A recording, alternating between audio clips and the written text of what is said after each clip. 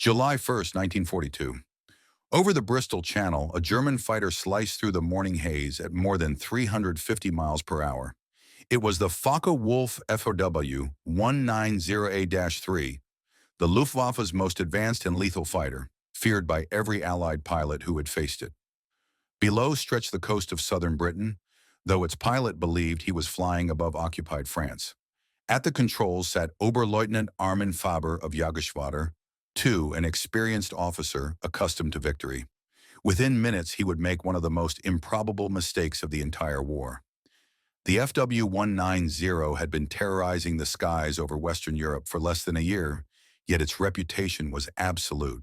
It was faster than the Spitfire Mark V, could roll twice as quickly, and outdive any Allied fighter. Its firepower, 4 20mm cannons and 2 machine guns, could shred even the toughest aircraft in seconds. Pilots who once believed in British air superiority now described the Fw-190 as untouchable. The Royal Air Force was losing not only machines, but confidence. For intelligence officers, the Focke-Wulf was an enigma. Every report from the front was the same: engagements ending before they began, losses mounting without explanation. Engineers at Farnborough had fragments of wrecks, but no complete airframe to study. No one could determine what made the aircraft so deadly: its engine, its aerodynamics, or its armament. Without hard data, Allied aircraft designers were blind. That summer afternoon, Faber led a formation of Fw-19s on patrol over the Channel. They encountered a group of RAF Spitfires, and the skirmish quickly descended into chaos. The fight scattered across clouds and coastline. Faber, breaking off pursuit, lost sight of both his target and his wingmen. With his compass misread and the coastline beneath him unfamiliar, he believed he had turned south toward Brittany. In reality, he was flying deeper into Wales. Ahead of him lay RAF Pembrey, a British airfield whose personnel were used to seeing training aircraft, not frontline fighters. They looked up to see a low, fast silhouette approach from the sea, sunlight flashing off its radial engine cowling. The aircraft circled once, extended its landing gear, and touched down gracefully on the grass strip. For a moment, no one reacted. Then the German pilot climbed out, saluted sharply, and shouted in perfect German for ground crew to secure his aircraft. The silence that followed was broken only by disbelief. The British airmen surrounding him were frozen between confusion and awe. Before them stood a German officer beside the most feared fighter in Europe, completely intact. Within minutes, the base commander realized what had happened. By sheer navigational error, the Luftwaffe had delivered its top-secret weapon directly into Allied hands. What followed would alter the balance of air power across Europe. The Allies finally had the opportunity to study the fighter that had been slaughtering their pilots for months. Faber's single mistake would unravel one of Germany's greatest technological advantages and reshape the tactics of the skies. The shock at RAF Pembrey spread through British command within hours. Military police surrounded the field while engineers and intelligence officers rushed from London. The Focke-Wulf Fw 190A-3 stood gleaming in the afternoon sun, completely undamaged, its ammunition still loaded, its instruments intact. For months, Allied pilots had died trying to learn its secrets. Now the entire machine sat quietly on British soil, delivered by the enemy himself. The fighter was towed under heavy guard to the Royal Aircraft Establishment at Farnborough. Every bolt, every wire was catalogued. Mechanics who had spent years repairing Spitfires and Hurricanes stood in silence before it. The aircraft looked nothing like the Messerschmitts they knew. Its radial engine was broad and powerful, its cockpit clean and logical, its controls designed for efficiency. It was a pilot's aircraft, simple to fly, brutal in combat. When ground tests began, technicians quickly discovered what had made the Fw-190 so deadly. Its BMW 801D-2 engine produced more than 1,700 horsepower, but its real strength lay in engineering. A single lever controlled throttle, propeller pitch, and mixture. What British pilots managed through three. The cockpit canopy provided perfect visibility. The undercarriage was wide and stable, and the roll rate was astonishing. Allied fighters could not match it in a turning fight or a dive. Test pilot Captain Eric Winkle Brown was among the first to fly the captured machine. Lifting off from Farnborough, he felt its power immediately. The acceleration pinned him back, and the aircraft responded to every control with instant precision. Brown's report confirmed Allied fears. The FW-190 outperformed the Spitfire Mark V in nearly every measurable way. Its speed at low altitude exceeded 400 miles per hour, its climb rate was superior, and its handling remained steady even in violent maneuvers. Yet the tests also revealed the aircraft's weakness. Above 22,000 feet, the BMW engine began to lose power rapidly. The radial design, though robust, struggled at high altitude. The Spitfire Mark IX, then under development with the new Merlin 61 engine, could exploit that flaw. If British pilots could draw the enemy upward instead of fighting on the deck, the advantage could shift. Within weeks, this knowledge spread through every RAF and soon every American fighter group preparing for Europe. Tactics were rewritten. Pilots were taught never to turn with a Focke-Wulf, never to dive after one, and always to climb to higher altitude before engaging. What had been chaos in the air began to take form as calculated strategy. The intact FW-190 was repainted with British markings and flown repeatedly for evaluation. Each flight confirmed the same conclusion. Germany's greatest advantage was no longer a mystery. The Allies had turned one pilot's navigational error into a complete technical dossier. For the Luftwaffe, the loss was catastrophic. The F-190 had been its hidden blade, the weapon that kept Allied bombers and fighters at bay. Now, its design and its limits were exposed. Inside German command circles, disbelief turned to anger. Security measures tightened, but the damage was irreversible. From that single landing on a quiet Welsh airfield, the balance in the air war began to shift. Slowly, invisibly, but decisively. By late summer 1942, the captured Focke-Wulf at Farnborough had become the most guarded aircraft in Britain. Mechanics dismantled and reassembled it countless times, measuring each component and comparing it to Allied engineering standards. What they found astonished them. The FW-190 wasn't just fast, it was built with an efficiency that reflected a completely different design philosophy. German engineers had prioritized simplicity, durability, and pilot comfort in ways the British had not expected. The cockpit layout was clean and logical. Controls were labeled clearly and placed for instinctive use. The wide undercarriage, unusual for a fighter, allowed easy landings on rough fields. Maintenance access panels lined the fuselage, making repairs faster. The whole machine was designed for mass production and field serviceability, traits that would deeply influence future Allied aircraft. But the true revelation came from the power plant. The BMW 801 radial engine, when stripped and examined, showed an ingenious system of automatic control units. Instead of relying on the pilot to manage mixture, supercharger, and propeller settings separately, the FW-190 integrated them through a single lever and a mechanical governor. British engineers, used to the Spitfire's complex cockpit workload, were stunned. The German system allowed a pilot to focus entirely on combat, not engine management. In air tests, the FW-190 continued to outperform anything the RAF had. Its roll rate, nearly twice that of the Spitfire Mark V, made it untouchable in turning battles. It could dive at speeds no Allied aircraft dared to match without structural damage. Its heavy armament shredded bombers in seconds. The shock in air ministry circles was immediate. Britain had been fighting a technological war it didn't fully understand. However, the test flights also confirmed something else, something subtle but decisive.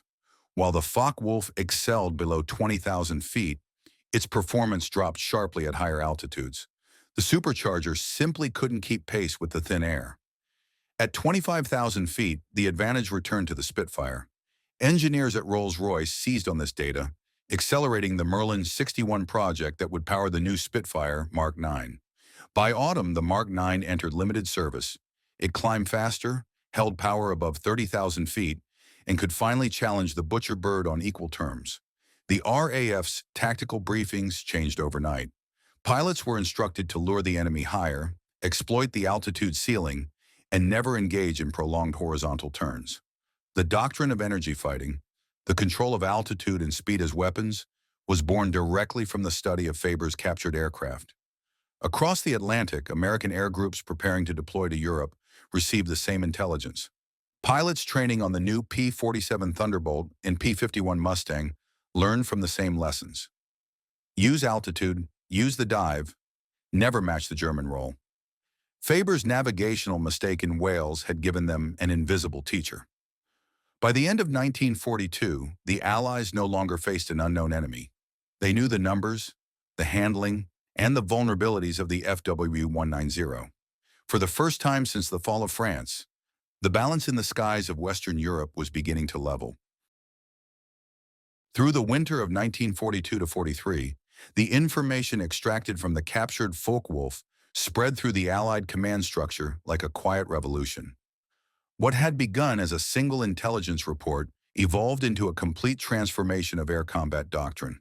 The lessons drawn from that machine reshaped how Britain and America designed, flew, and fought. At Farnborough, test pilots continued flying the FW-190A-3 under British markings.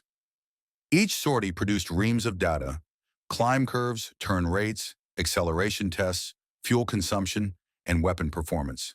The numbers revealed a truth that engineers already suspected, but now could prove. The Luftwaffe had mastered the art of combining brute power with elegant simplicity. The aircraft's wings were thick, giving stability in dives. Its fuselage was short and strong, ideal for high-G maneuvers. It was not just faster, it was forgiving, a fighter that turned average pilots into dangerous opponents. The results alarmed Allied planners.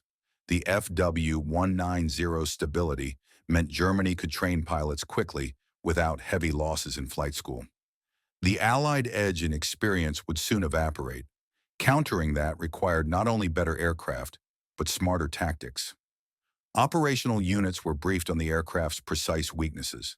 Pilots learned to recognize its outline instantly: the radial nose, the blunt wingtips, the wide stance of its landing gear. They were told, force it upward, make it climb where its power fades, never fight it flat. The RAF's Fighter Command restructured its training syllabi accordingly.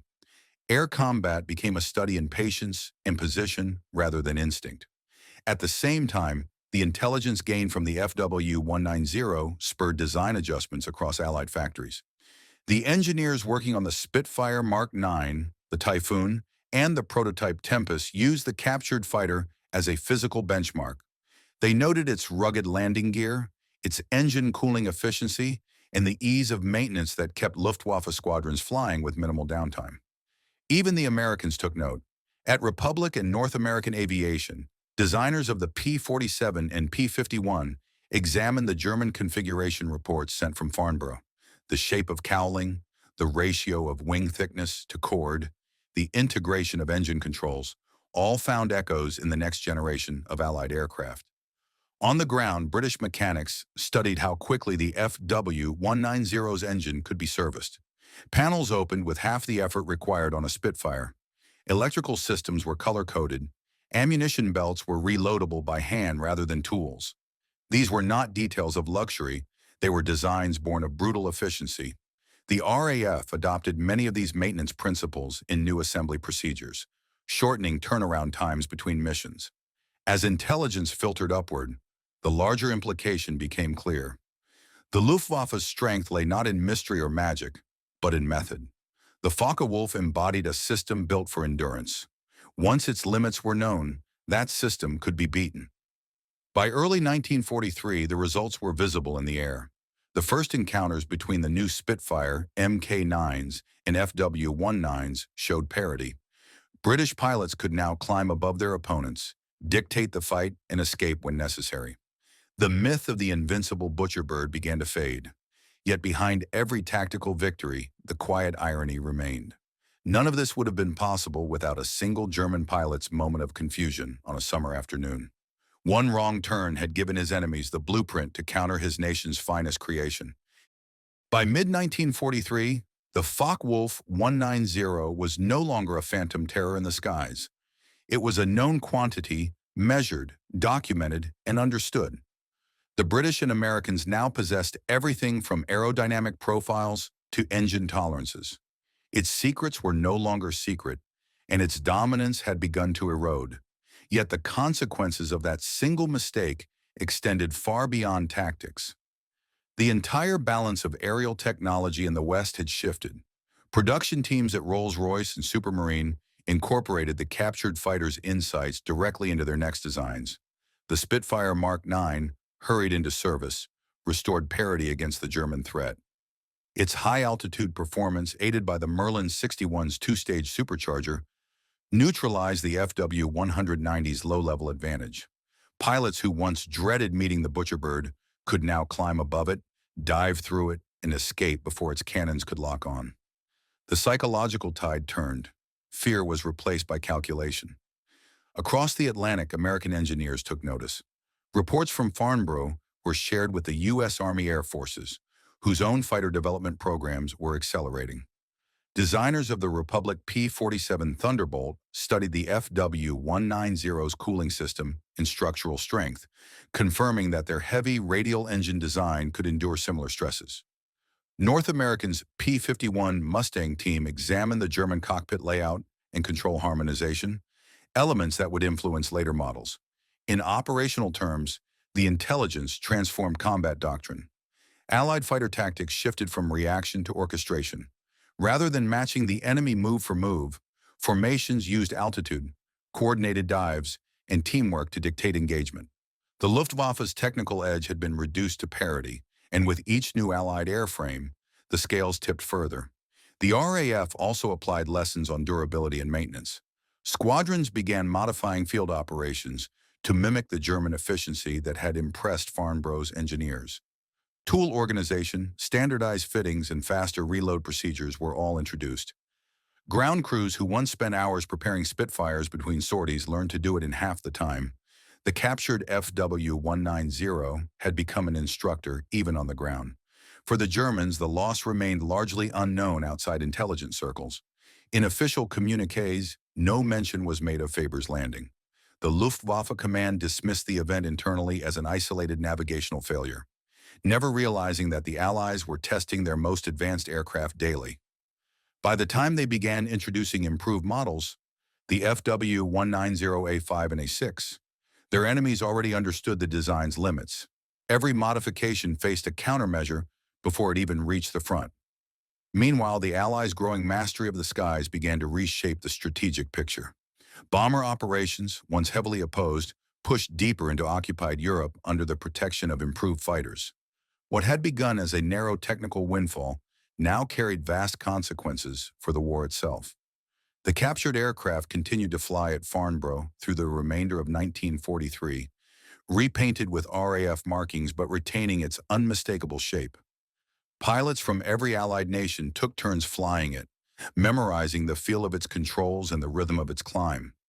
They were not just learning to defeat the FW-190, they were absorbing the essence of the Luftwaffe's engineering philosophy. The day the Focke-Wulf landed in Wales, it had been a symbol of German superiority. A year later, it had become the blueprint for its undoing. As 1943 turned to 1944, the influence of that single captured aircraft reached far beyond Britain's testing grounds. The lessons drawn from the Focke-Wulf shaped the way Allied aviation evolved into a coordinated, industrial weapon rather than a collection of individual fighters. The skies over Europe were no longer a contest of design superiority, but of adaptation and integration, a contest that Germany was beginning to lose. At Farnborough, the FW-190 continued to fly under its British markings, serving as a living reference. Every new Allied aircraft, Spitfire Mark XIV, P-47D Thunderbolt, P-51B Mustang, was compared against it in performance trials. Engineers observed not just what the FW-190 did well, but how it felt to fly. The stability under stress, the control harmony, the efficiency of power delivery. Those qualities became design targets, embedded in the next generation of Allied fighters. But the captured plane's greatest contribution lay in tactics. Allied squadrons now fought by exploiting its limitations systematically. The FW-190's short-range endurance, once irrelevant in defensive missions, became fatal in long pursuits. German pilots could dominate a few minutes of combat, but they couldn't stay in the air long enough to protect their bombers or counter Allied patrols. With refueled and longer-legged fighters like the Mustang, the Allies reversed that equation. Now it was the Luftwaffe that was trapped by range. Combat reports from 1943 and early 1944 show the change clearly. Where once RAF pilots had described encounters as desperate and chaotic, now they wrote of planned engagements, energy control, altitude advantage, and teamwork replacing instinct and luck. American formations adopted the same precision. The FEW-190 was still dangerous, but its aura of invincibility had vanished. Meanwhile, in Germany, the response to this shift was confusion. Luftwaffe analysts could not understand how the Allies had so quickly adjusted. Their aircraft had not changed, yet their losses grew each month. Improvements to the FEW-190's engine and armament, more cannons, heavier armor, only increased its weight and reduced its agility. The very qualities that had made it feared now turned against it. By early 1944, Allied factories were producing fighters that combined all the advantages the FEW-190 once held: speed, firepower, reliability, with greater range and altitude performance. The Spitfire Mark 14, powered by the Griffin engine, matched or exceeded the German fighter in every category. The Mustang, with its laminar flow wing and Merlin power plant, rendered the Luftwaffe's tactical edge obsolete. Back in Britain, the once-secret FW-190 sat in hangars between test flights, a reminder of how quickly mastery could shift in war. Technicians treated it not as a trophy, but as a teacher. They had learned from it everything they could, its strengths, its flaws, its philosophy, and used those lessons to build the tools that would finish the conflict. The irony deepened with each passing month. Germany's own creation had given its enemies the blueprint for their victory. The more effectively the Allies studied it, the more the Luftwaffe's decline accelerated. What began as an accident of navigation had become a perfect example of wartime intelligence at its most efficient. No spies, no sabotage, just a single mistake in the clouds that turned one nation's greatest weapon into another's opportunity. By the time Allied bombers filled the skies over Western Europe in 1944, escorted by Mustangs and Thunderbolts that owed part of their lineage to that mistake, the balance of air power had decisively changed. The butcher bird still flew, but it no longer hunted freely. It was being hunted. By the spring of 1944, the Focke-Wulf 190 had lost the dominance it once enjoyed. The sky above Europe had become the Allies' domain, a vast network of coordinated air operations guided by intelligence that traced its roots back to the day Armin Faber landed in Wales. The RAF and USAAF were now not only matching the Luftwaffe in design, they were exceeding it in numbers, coordination, and precision. The captured FW-190 continued to serve quietly in Britain, its flights now fewer but still deliberate. Each test confirmed how much the war had changed. Pilots from across the Allied nations came to study its behavior, comparing notes, absorbing details. For many, flying it was almost symbolic, an encounter with the machine that had once seemed unstoppable. The aircraft had become a tool of education rather than fear. In operational theaters, the transformation was visible. During daylight raids over France and the Low Countries, the Luftwaffe's interception strength began to collapse. The FW-190's heavy firepower still tore through bombers when it could reach them, but its opportunities were diminishing. Allied escort fighters now met it on equal footing, climbing above German airspace and engaging on their own terms. Altitude, speed, and range, once German advantages, had shifted irreversibly. Tactically, the Allies had learned to think like their opponent. Squadron leaders planned attacks that mirrored the FW-190's aggressive dive and climb maneuvers, turning them against the very pilots who had invented them.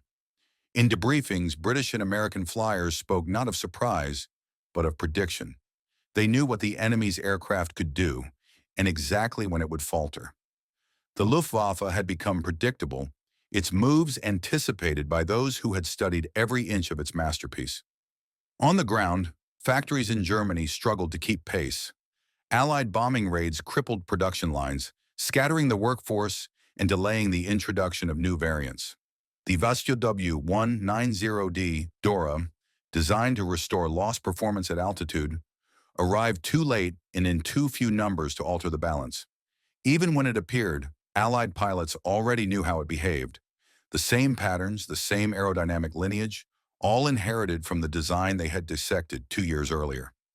Meanwhile, in Allied briefings, instructors used simplified diagrams of the FW-190 to teach evasion, pursuit, and energy management.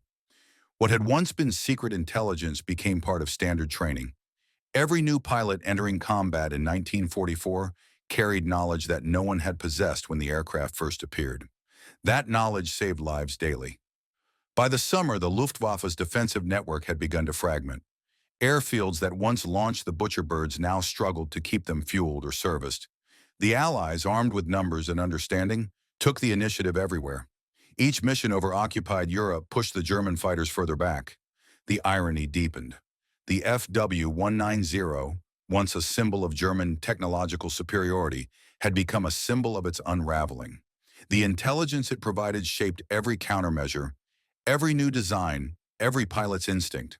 What had started as a navigational error in 1942 now echoed across the entire air war in Europe. When Allied pilots flew over France in the months before D-Day, they owed part of their confidence to that single captured aircraft. They no longer fought blind. The mystery that had once slaughtered them had become a familiar adversary. In the skies that summer, control had finally changed hands, and the butcher bird, once feared, now fought for survival. By June 1944, the transformation was complete. The same sky that had once belonged to the Luftwaffe now roared with Allied aircraft stretching from horizon to horizon. On the morning of the Normandy landings, waves of Spitfires, Mustangs, and Thunderbolts swept across the French coast, covering the beaches and cutting off German reinforcements. For the first time in the war, the Luftwaffe could not respond in force. Its best pilots were gone, its airfields shattered, its once secret fighters outmatched by machines born from their own design. The Focke-Wulf 190 still appeared over Normandy, darting out of the clouds in desperate bursts, attacking low and vanishing again. But these raids no longer changed the outcome. Allied pilots recognized its profile instantly, the stubby nose, the broad wings, the radial engine, and engaged with confidence. They knew its limits. Its engine faltered at altitude, its turns bled energy quickly, and its climb could not sustain prolonged pursuit. What had once been unknown was now predictable science. In England, the original captured FW-190A-3 sat at Farnborough, still airworthy but no longer central to testing. Engineers had extracted every secret it held.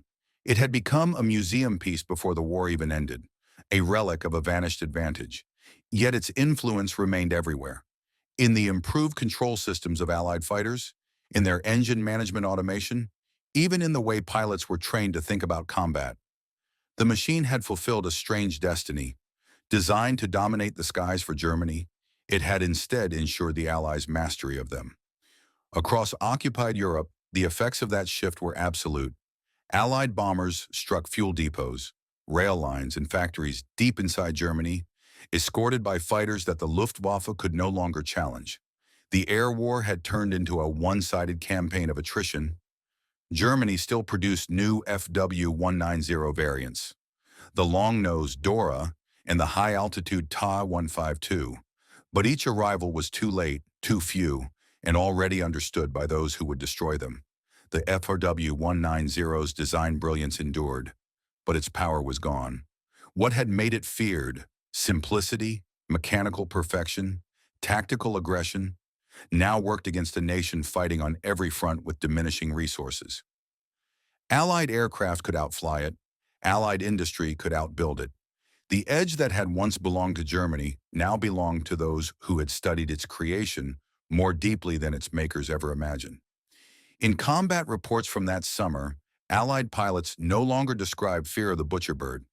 They spoke of respect.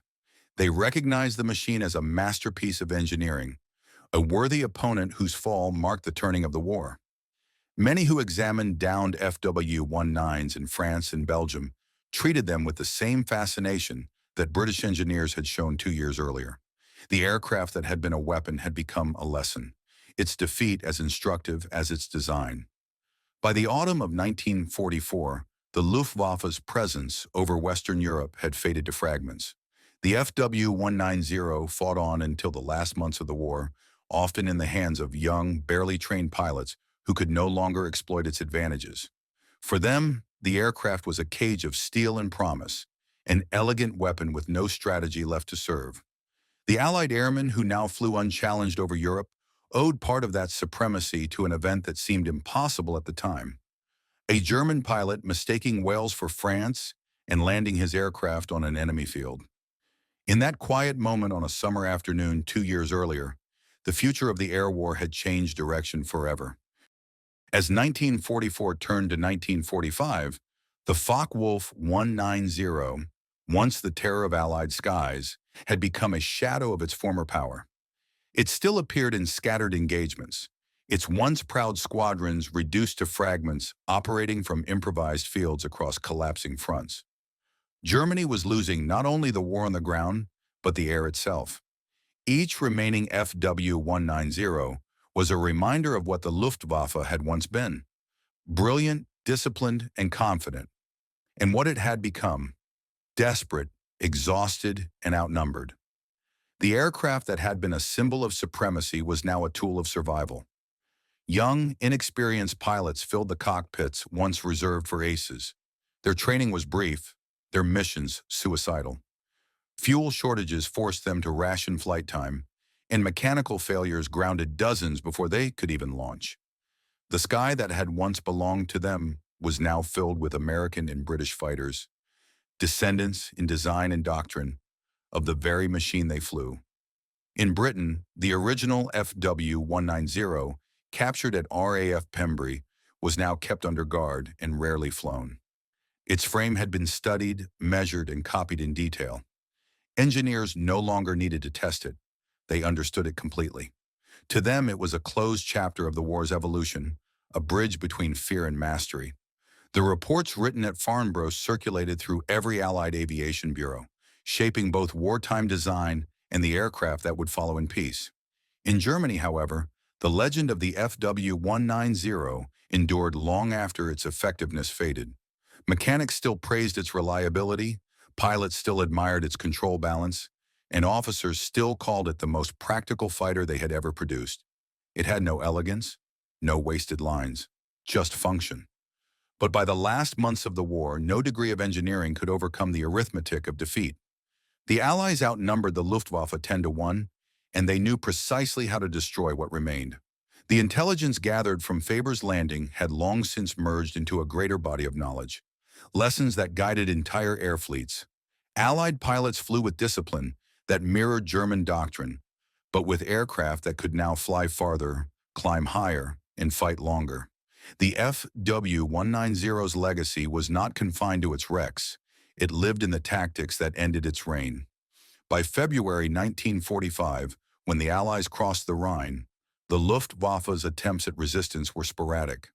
FW-190s still appeared in brief, furious bursts, defending convoys, strafing armored columns, diving into bomber streams, but their presence no longer shaped the outcome. Many were destroyed before even taking off, caught on the ground by overwhelming Allied bombardment. At Farnborough, the aircraft that had started it all was still meticulously maintained. Its paint had faded. Its once feared insignia now seemed almost ceremonial. Engineers occasionally powered up the BMW 801 engine, not for research, but to ensure it could still run. When it did, the roar echoed through the hangar, a sound that once defined German superiority, now preserved only as a technical artifact. Those who had worked on it understood its paradox. The Focke-Wulf 190 had been both a masterpiece and a message, a reminder that even the most formidable weapon could be undone by a single human error. The Allies had not captured it through cunning or force, but through chance. Yet that chance had rewritten the air war, saving thousands of pilots and accelerating the end of the conflict. By March 1945, As Allied bombers burned through the last of Germany's fuel reserves, the FW-190's story was effectively over. Its final flights were not victories but gestures of defiance, the last echoes of an air force that once ruled Europe. In May 1945, when Germany finally surrendered, the age of the Focke-Wulf 190 ended as quietly as it had begun. The aircraft that once dominated the skies of Europe now stood abandoned on runways, its engines empty, its wings streaked with dust and fuel stains. Some were captured intact by advancing Allied troops. Others were torched by their own crews to prevent further humiliation. The Butcher Bird, once the symbol of technical perfection and national pride, had become just another relic scattered across the ruins of a defeated Reich. The irony was complete. The same design that had terrified the Allies in 1941 and 1942 had, through a single navigational mistake, revealed every secret it held. From that one event, the entire trajectory of the air war had shifted. Within 2 years, Allied engineers had transformed the knowledge it offered into superiority across every front. What Germany had built to ensure dominance had instead accelerated its downfall.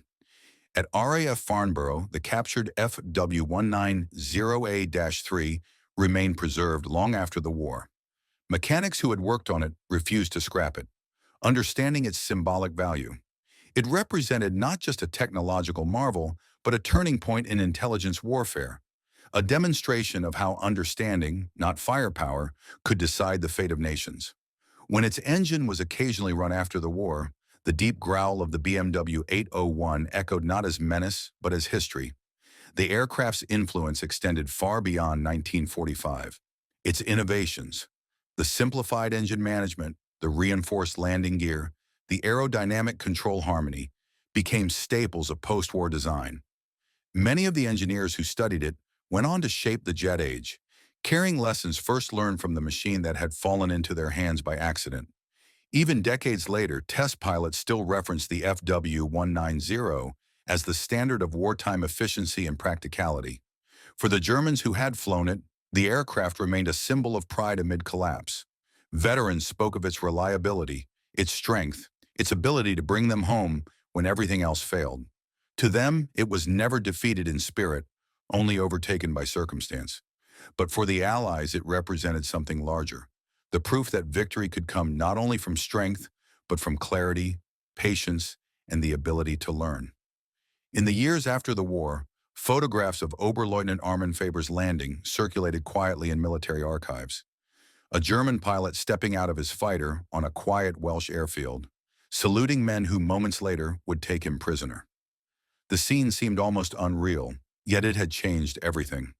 That single act of disorientation had opened a door that no amount of secrecy could close again. The captured Focke-Wulf was never returned to Germany.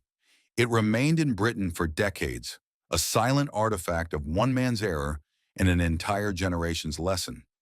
Its metal faded, its markings repainted, but its story endured. A reminder of how, in war, chance can be as powerful as design. From the moment its wheels touched the grass at RAF Pembry, history had turned.